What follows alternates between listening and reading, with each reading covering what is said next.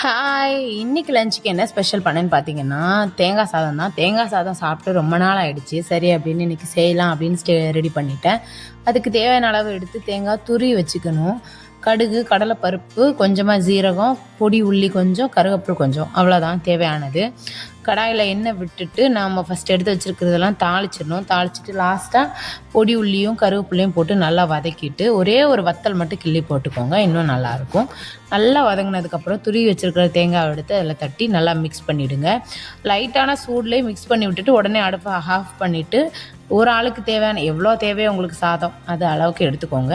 நான் ஒரு ஆளுக்கு தான் செய்கிறேன், அதனால வந்துட்டு கம்மியான குவான்டிட்டியில் தான் எடுத்துக்கிட்டேன். நீங்கள் எத்தனை பேருக்கு சேர்ந்து சமைக்கிறீங்களோ அதுக்கேற்ற அளவு எல்லாமே எடுத்துக்கோங்க. நல்லா சாதத்தை போட்டுட்டு நல்லா மிக்ஸ் பண்ணிக்கணும். நல்லா மிக்ஸ் பண்ணி விட்டால் தான் எல்லா பக்கமும் தேங்காய் பட்டு நல்லாயிருக்கும் டேஸ்ட்டு. இதுக்கு பெஸ்ட்டான ஒரு சைட் டிஷ் வந்துட்டு இந்த துவையல் தான். பொட்டுக்கடலை, தேங்காய், கருகப்புல், பச்சை மிளகா கொஞ்சம் தூக்கலாக போட்டால் இன்னும் நல்லாயிருக்கும். நான் கொஞ்சம் காரமாகவே வச்சேன். உங்களுக்கு காரம் வேணான்னா கம்மி பண்ணிக்கோங்க.